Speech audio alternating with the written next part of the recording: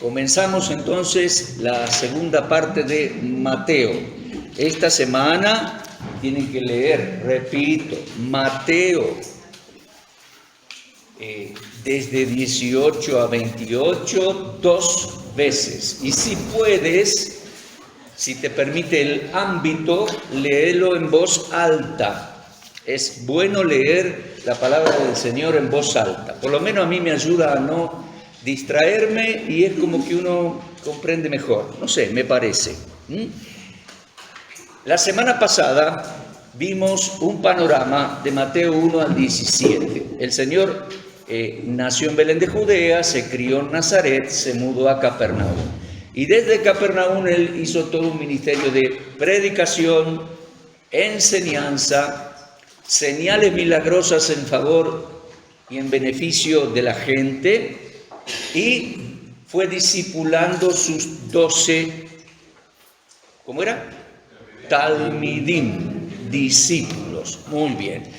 Isaías 9, del 1 al 6, anunciaba muy claramente, con muchos detalles, que Él vendría a la Galilea. Yo le digo a los judíos que no quieren creer que Él es el Mesías, y le digo, y cuando venga el Mesías va a cumplir todo lo que Isaías 9 decía, de ir a la Galilea. En aquel tiempo había varias sinagogas en la Galilea. Hoy la Galilea es un hermoso lugar turístico. Habrá alguna sinagoga, sí, pero en aquel momento fue extraordinario el cumplimiento. No hay duda. El Señor no podría nacer y salir de Belén hoy en día, porque hoy en día Belén es territorio cedido a los palestinos. Ningún judío ni ninguna judía siquiera puede entrar ahí. Están las murallas y en los portones de entrada hay un cartel que dice que por ley tanto, está prohibida la entrada a la zona de Belén y alrededores por todo judío. Así que hoy no podría nacer ni salir de Belén de Judea, pero bueno, no nos preocupamos por eso. Él ya nació en Belén de Judea, Él fue a la Galilea. Les aclaré que en Deuteronomio 16:16 dice que todo varón debía subir 3 veces a Jerusalén cada año, y Él cumplió la ley de manera exacta, de manera que cada año Él subió para la fiesta de Pascua, 50 días después Shavuot, y después en el otoño la fiesta de el Yom Kippur y Tabernáculos. Así que 3 veces al año Él subía. No obstante, su ministerio estaba enfocado, abocado a la Galilea mayormente. Cuando subía a Jerusalén, sin duda que hacía impacto en todo el lugar donde iba, incluso en los patios de Jerusalén. Pero los primeros 17 capítulos es su llegada a la Galilea, su despliegue como el Sar Shalom, el príncipe de paz, y su rechazo. ¿Se acuerdan que los líderes de las sinagogas lo rechazaron? Entonces Él no iba a discutir con ellos públicamente, no los iba a quebrar. Dice, como caña ya rasgada, no los iba a quebrar, ni iba a apagar el pábilo que ya echaba humito. Poca luz tenían, no los iba a juzgar. Entonces, ¿qué hizo? Fue llevar a sus discípulos arriba a la Cesarea y les reveló que iba a ser un nuevo pueblo, la iglesia, sin abandonar a los judíos fieles, ¿sí? Y después subió más arriba al monte alto de la transfiguración para transfigurarse delante de ellos y mostrarles la gloria de su retorno. Amén. Desde ahí bajan del monte de la transfiguración y ya se va a ir yendo, va a ir encarando su viaje hacia Jerusalén para vivir la última semana en Jerusalén. A eso me refiero. Miren, por favor, y saquen el apunte, saquen un cuaderno, tomen una lapicera, vayan tomando nota. Voy a ir rápido por 18, 19, 20. Se van a ir dando cuenta que vamos subiendo a Jerusalén. Miren, capítulo 18. 18 tiene enseñanzas o conceptos, podríamos llamarle, para la vida cristiana y para la vida de la comunión en la iglesia. 18, del 1 al 10, le preguntan cuál es el mayor, quién es el mayor en el reino de los cielos, y él habla de ser humilde, el humilde como un niño, Llamó Jesús un niño, lo puso en medio de ellos y les dijo, 18:3, de cierto os digo, si no os volvéis y os hacéis como niños, no entraréis en el reino de los cielos. Así que cualquiera que se humille como este niño, ese es el mayor en el reino. Y dijo, ay de los que traen tropiezos con los niños, en un mundo hoy en día donde se está hablando de matar niños y matar bebés y todo eso. Versículo 6, ay de los que hagan tropezar a alguno de estos pequeños. Versículo 7, ay del mundo por los tropiezos. Versículo 10, mirad que no menospreciéis a uno de estos pequeños, porque os digo que sus ángeles en los cielos ven siempre el rostro de mi Padre que está en los cielos. Avanzamos, capítulo 18, versículo 11 al 13, habla de la oveja perdida. El Hijo del Hombre ha venido a salvar lo que se había perdido. Y es en el contexto de hablar de los niños. ¿Qué os parece? Si un hombre tenía 100 ovejas, se le pierde una, va y la busca. Y si acontece que la encuentra, de cierto os digo, se regocija más por aquella que por las 99 que no se habían descarriado. Así no es la voluntad de vuestro Padre que está en los cielos, que se pierda uno de estos pequeños. Luego hay una enseñanza en cuanto al perdón, versículos 15 al 19. Si tu hermano peca contra ti, repréndele, búscale. Si te oyere, ganarás al hermano. Cuando tenemos conflictos, a veces nosotros nos equivocamos, tratamos de ganar la discusión, ¿no? Cuando discutimos algo. Bueno, el Señor dice, trata de ganar al hermano,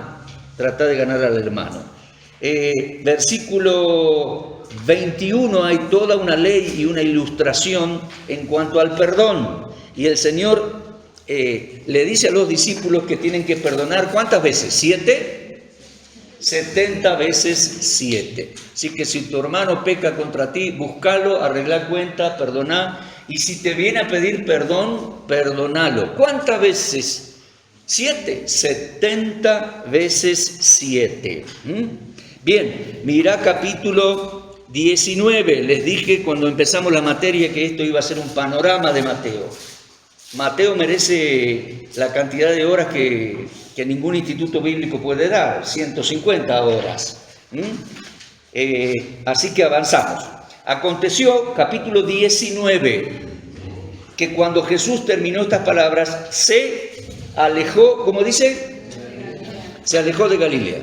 ¿Viste? Ya había cumplido su ministerio, su gran presentación en la Galilea. Se presentó, hizo cosas maravillosas, enseñó mejor que todos y que ninguno. Fue extraordinario. ¿Lo rechazaron? Bueno, ahí está. Anunció lo que iba a hacer la iglesia, la gloria de su reino, el retorno. Cuando retorne va a tomar cuentas de cada uno y juzgar a cada uno. Entonces va dejando la Galilea y dice que fue a las regiones de Judea, al otro lado del Jordán. Entonces bajó hacia Judea y del otro lado del Jordán era Perea. Hablamos del Jordán hacia el este. Los otros evangelios dicen que también anduvo por allí sus últimas semanas, digamos. Voy a dar alguna explicación de Juan en algún momento, pero bueno, como para armar un poco su entrada ahí, pero tenemos que avanzar rapidito. Mira, entonces vino a la Judea, le siguieron multitudes, lo sanó allí, vinieron a preguntarle sobre si es lícito al hombre repudiar a la mujer por cualquier cosa, y aquí lo pusieron en un lío porque había 2 escuelas rabínicas en aquel entonces. Si quieren tomar nota de esto, la escuela de Hillel, H-I-L-E-L, L-L-E-L, Hillel. La escuela de Hillel eran liberales, permitían el divorcio casi por cualquier cosa, como lo preguntaron. Por faltarle el respeto públicamente al marido, por no cubrirse el pelo, por quemar la comida, o sea, excusas mínimas. Los rabinos han sido muy machistas por muchos siglos, y esta escuela de interpretación, o esta escuela rabínica, eran muy liberales. ¿Me preguntabas? Sí, ¿qué tipo de escuela era? Para ya lo acaba de decir. Rabínica, o sea, de judía, rabínica. Escuela de Hillel, H-I-L-L-E-L. Y había otra escuela, la escuela de Shammai, S-H, Shammai, M-A-I. Y estos eran un poco más estrictos, un poco más conservadores, no permitían el divorcio por ninguna causa excepto por el adulterio. Le vienen a preguntar al Señor. Esas eran las dos grandes escuelas de aquellos días. Y el Señor no menciona ninguna de las dos, ni menciona ningún referente ni ningún rabino. Te lo dije la semana pasada, el Señor hablaba en nombre del Padre, el Padre le había dado palabra, no nombraba ningún rabino, ningún referente. Y directamente Él vuelve a Génesis y dice, ante la consulta dice, Mateo 19:4, ¿no habéis leído que el que los hizo al principio, varón y hembra los hizo? Y dijo, por esto el hombre dejará padre y madre, se unirá a su mujer y los dos serán una sola carne. ¿No leíste eso? Eso es lo que vale, dice el Señor. La palabra del Padre, la palabra del Génesis, la palabra escrita por Moisés. Por tanto, dice, se unirá a su mujer, los dos serán una sola carne. Versículo 6, estas son palabras del Señor. Así que ya no son más dos, sino una sola carne. Por tanto, lo que Dios juntó, no lo separe el hombre. El viernes en Querétaro tuvimos una reunión de matrimonios, hermosa, muy linda, fue en un centro comercial, había una cena, como 70 matrimonios, y yo hablé de este texto. Y dice, no son ya más dos, sino una sola carne. Mirá la unidad del vínculo matrimonial. Por tanto, no separe el hombre lo que unió Dios. ¿Estamos? Y les decía a los presentes que donde dice una sola carne, la palabra uno, unidad, la misma palabra de la unidad de la deidad. Epa, ¿cómo? Deuteronomio 6:4 dice, oye Israel, Jehová tu Dios, uno es. Amarás al Señor tu Dios con todo tu corazón, fuerzas y alma. Y ahí dice, Jehová tu Dios, uno es. Y esa palabra uno, es unidad, es único. Son tres personas la deidad. En todo el Antiguo Testamento tenemos a Dios en plural desde versículo 1. En el principio creó Dios. Bereshit bara Elohim. Ese plural, Dios. Sin embargo, es un Dios, una unidad inseparable. Las mismas palabras se usa para el matrimonio. Tres personas, Dios, un Dios. Dos personas, el matrimonio, hombre y mujer, una carne, una unidad. Y el Señor está o va de regreso a Génesis. Nada cambió. Y entonces le preguntan, ¿por qué Moisés mandó dar carta de divorcio y repudiarla? Bueno, en realidad Moisés no había mandado eso, era un que permitió eso. Eso está escrito en Deuteronomio 24.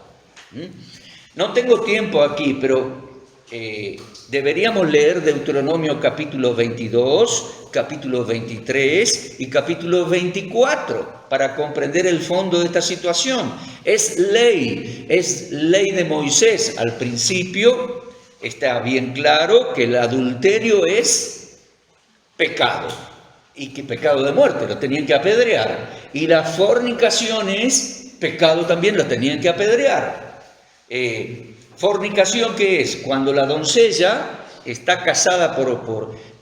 Te acordarás que los casaban los papás en aquel entonces. Te acordarás que era un contrato matrimonial. Si la doncella se encontraba con otro varón, había que apedrearla. Pero por causa de la dureza de sus corazones, dice el Señor, se interpuso allí un recurso. Es el caso de su mamá. No fue fornicaria, pero se creía, la creían fornicaria. José la creyó fornicaria. ¿Te acordás? José ya estaba redactando el acta de divorcio para dársela en la mano y decía, anda, volvé con tu papá y tu mamá. ¿Te acordás? Y el ángel le avisó que no, que era el único caso que había quedado embarazada por acción del Espíritu Santo, que la recibiera por esposa. Bien, pero ese es el caso. Entonces, el Señor dice, por la dureza de vuestro corazón fue permitido eso. Mirá, versículo 8. ¿Lo leemos? Mirá, Mateo 19, 8. Les dijo, por la dureza de vuestro corazón, Moisés os permitió, no es que mandó, permitió repudiar a tu mujer, mas al principio no fue así. ¿Estamos?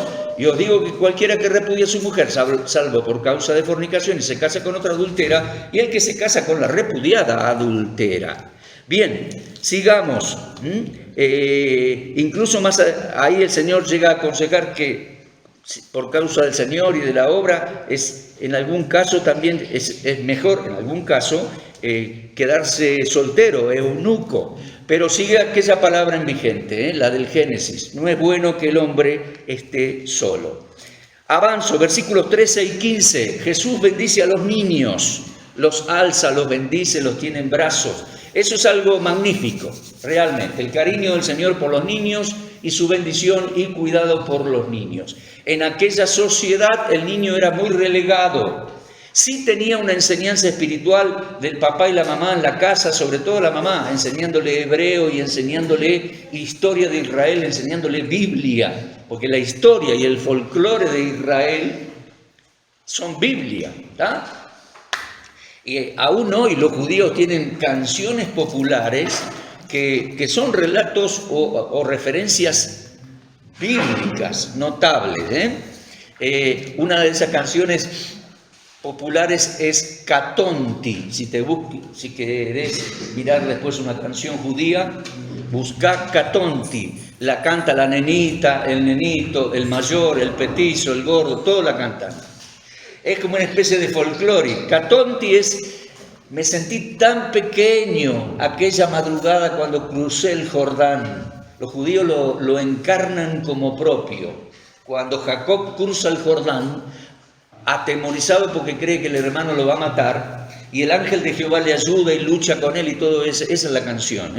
Cruzando el Jordán me sentí muy debilitado. Ellos encarnan todo esto. O sea que todo lo que es historia es Biblia. Nos salimos de Egipto, cruzamos el Jordán, vivimos, nos dio los 10 mandamientos. Ellos lo encarnan como propio. Entonces, el niño sí que era enseñado por la mamá espiritual, ¿no?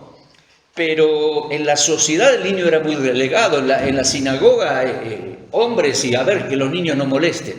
Cuando el Señor habla con mujeres y atiende a los niños, es sobresalientemente distinto, un diferente, un verdaderamente espiritual. Después, ahí capítulo 19, viene el joven rico para hablar con él. A ver, alguien levanta la mano, sí. Una consulta, disculpe, en el versículo 14 donde dice, dejad a los niños venir a mí y no se los impidáis porque de los tales es el reino de los cielos.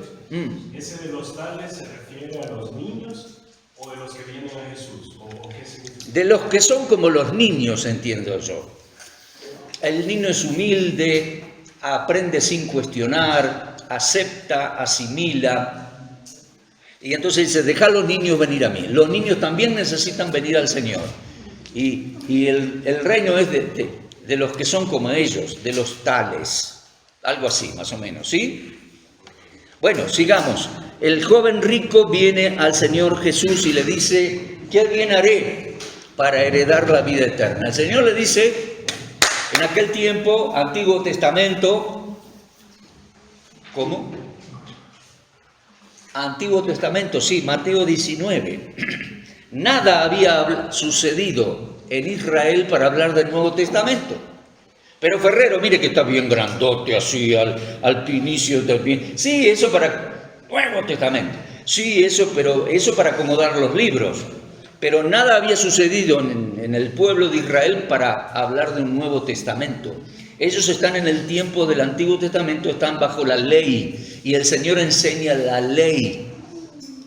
Te lo dije, ando un poquito mal de la garganta y estoy con unos caramelitos. Discúlpenme. Te lo dije la semana pasada que el Señor enseñó de manera brillante los 613 mandamientos. Bueno, viene este muchacho y le dice, ¿qué bien haré para heredar vida eterna? Ese es el concepto de vida eterna. Viene desde la antigüedad. Nosotros lo tomamos del Señor y como muy evangélico, pero viene de la antigüedad.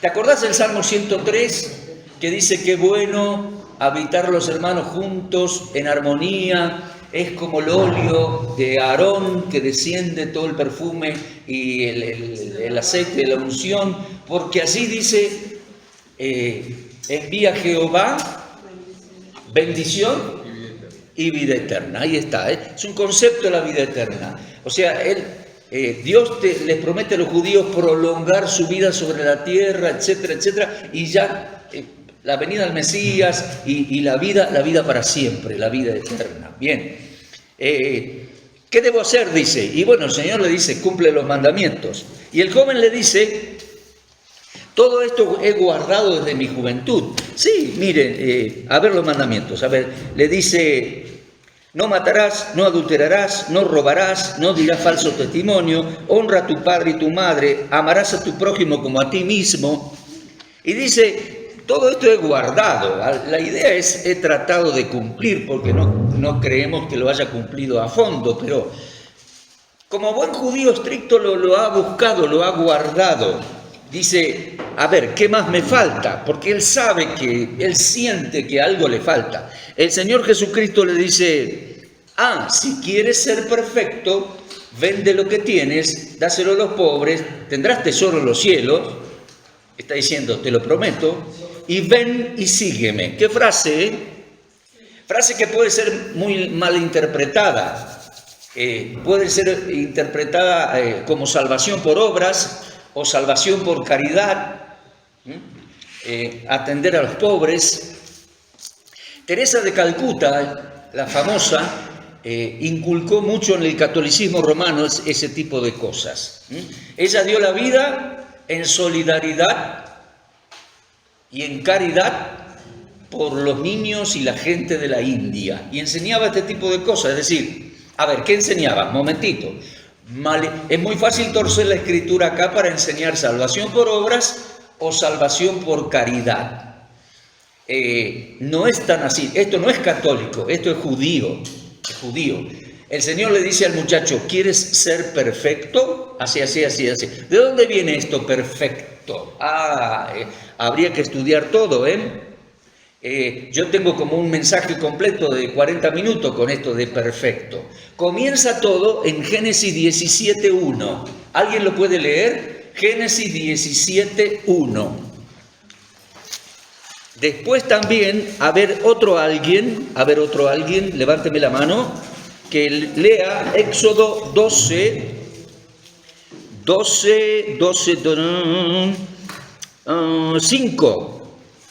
12:5, a ver. Y otro alguien que me lea Mateo 5,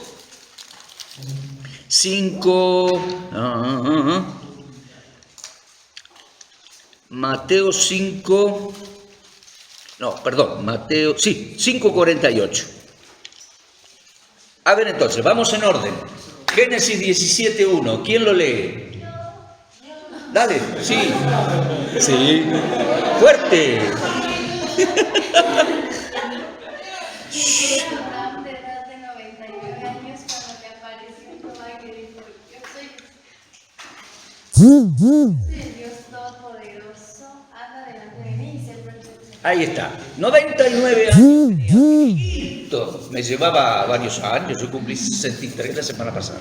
Bueno, 99, cuando se le apareció Dios y le dijo: Abraham, yo soy el Shaddai, el Dios Todopoderoso. Yo soy el Shaddai. Anda delante de mí y sé perfecto. Ahí está. Mirá lo que Dios quiso y quiere de su siervo. Que sea buen hombre, sí, que sea perfecto. Anda. De Job se dice que era varón perfecto. Mira la espiritualidad y la calidad espiritual de aquellos hombres, aquellos patriarcas. Anda delante de mí y sé perfecto. Bien, pasaron los años y Dios tiene otro requerimiento con la misma palabra. Éxodo 12. Ahí, vamos. El animal será sin defecto, macho de 1 año, lo tomaréis de las ovejas y de las cabras. El animal será sin defecto. En el hebreo la misma palabra de Génesis 17:1. Perfecto. Tamim, con M al final. Tamim, perfecto. O sea que, mira, Abraham y su descendencia tenía que ser perfecto para con Dios. Y Dios estaba proveyendo un cordero que tenía que ser perfecto. Mateo 5:48. ¿Qué le dice el Señor a sus discípulos? Muchachos, ustedes tienen que ser... ¿Nadie encontró el versículo? Perfecto. Muy bien.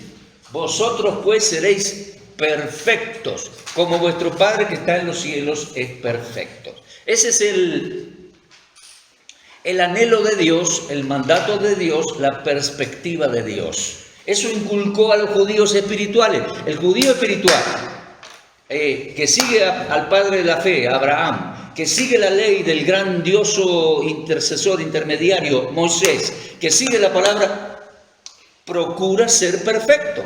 ¿Te das cuenta? Ahora, humanamente hablando, sabemos que la ley nos inculpa y todos fallan. ¿Estamos? Todos fallamos, de manera que por nuestros esfuerzos personales nunca el judío alcanzaba ser perfecto. Paralelo a eso, Dios provee un sacrificio perfecto para que realmente sea perfecto. Llegaría a ser Cordero perfecto el Mesías y llegaría a ser ascendido al cielo, sumo sacerdote perfecto, y Él nos daría la perfección. Ahora, en ese tránsito está, trasfondo judaico, le dice al joven judío el Señor Jesús: ¿quieres ser perfecto? Bueno, ahí va el consejo de nuevo. ¿Quieres ser perfecto? Versículo Mateo 19:21. Anda, entrega todo lo que tenés, dalo a los pobres, te aseguro que tendrás tesoro en el cielo y ven y sígueme. No iba a ser perfecto por solidaridad o entregar sus bienes en caridad. Iba a llegar a ser perfecto por seguir al Señor, creerle, le iba a seguir hasta la cruz, le iba a ver y creer como sacrificio perfecto, y después iba a creer sacerdote perfecto y iba a llegar a ser perfecto. Ese era el camino. Le dice: ven y sígueme. Como a Mateo le dijo: sígueme. Y este muchacho se fue razonando, pensando en sus riquezas, y en el momento no lo hizo. Yo no sé si fue inconverso para siempre. Dice que mirándolo el Señor lo amó como muchacho que procuraba agradar a Dios. No sé si fue perdido para siempre, porque después se siguió predicando en la Galilea. En Hechos, ustedes estudiaron, ¿no? Hechos, lo están estudiando. En Hechos se predica el Evangelio en la Galilea y se fundan iglesias en la Galilea. Ustedes lo pueden leer en Hechos 9:31. Así que no juzguemos tanto al muchacho que se fue pensando. Todos necesitan un tiempo para pensar. Y el Señor va a decir después que es difícil que un rico entre en el reino porque, ¿por qué? Porque las riquezas son un impedimento si se aferra a ellas. Tiene que creer en el Señor, seguir al Señor. Dice ahí, difícilmente entrará. Entonces los discípulos le dijeron, se asombraron en gran manera: ¿quién puede ser salvo? Porque el judío tenía el concepto de aquellos patriarcas que fueron tan piadosos y fueron hombres ricos, con una buena cantidad de ganado. Job tenía ganado y Abraham también. Entonces el concepto es como si estos hombres o este hombre que es rico y está procurando no entra, dice, ¿quién entrará? ¿Quién será salvo? Bueno, el Señor dice, eso es imposible para los hombres. Ustedes tienen que seguir pensando, dice el Señor. Versículo 26. Para los hombres es imposible. La salvación y entrar en su reino, humanamente hablando, tenés que darte cuenta que por la ley es imposible. Pero siguiendo la ley, te darás cuenta que la ley provee cordero perfecto para llegar a ser salvo y para llegar a ser perfecto. Es como dice Pablo a los romanos: la ley nos condenó, la ley nos mató por medio de la ley, el conocimiento del pecado. No podemos por nuestros mismos. Pero ahora, dice Pablo, Romanos 3:23, aparte de la ley, pero testificado por la ley. O sea, la salvación en Cristo no es al margen de la ley, está testificada por la ley.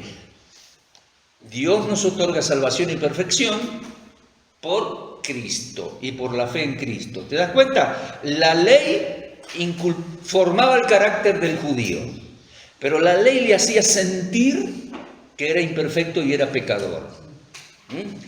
Y aparte de mérito, la ley también le proveía sacrificio tamim, perfecto, tipificado en los primeros animales y corderos, cumplido en la persona de Cristo, cordero perfecto, sacerdote perfecto. El Señor dice que difícil es que entre, es como un camello que entre en el ojo de la aguja. No entendíamos eso antes. Todo latinoamericano lee acá y dice, qué exageración, ¿cómo voy? Ahí está la abuela tejiendo, el ojo de la aguja, el chiquito así, ¿cómo voy a meter un camello ahí? Es una exageración. Bueno, les cuento que ojo de aguja es una rendija, una hendidura de unos 2-3 metros de ancho, de largo, de vertical, y así de ancho, al lado de las puertas, en los muros de las ciudades antiguas.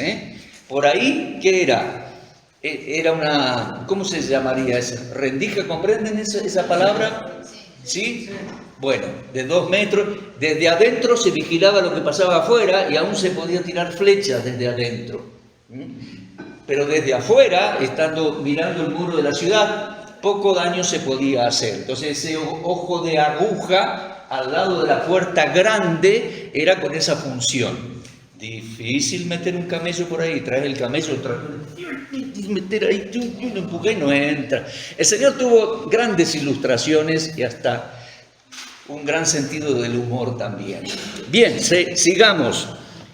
Vamos a capítulo 19, avanza allí y les dice a los discípulos que han dejado todo y le han seguido que ellos van a tener vida eterna y van a tener 12 tronos para juzgar a todo Israel cuando llegue el reino. Capítulo 20. Capítulo 20 tenemos una parábola desde versículo 1 al 16. La parábola que llama obreros a su viña. Dice un padre de familia, el reino de los cielos es semejante a un hombre, padre de familia. Capítulo 20.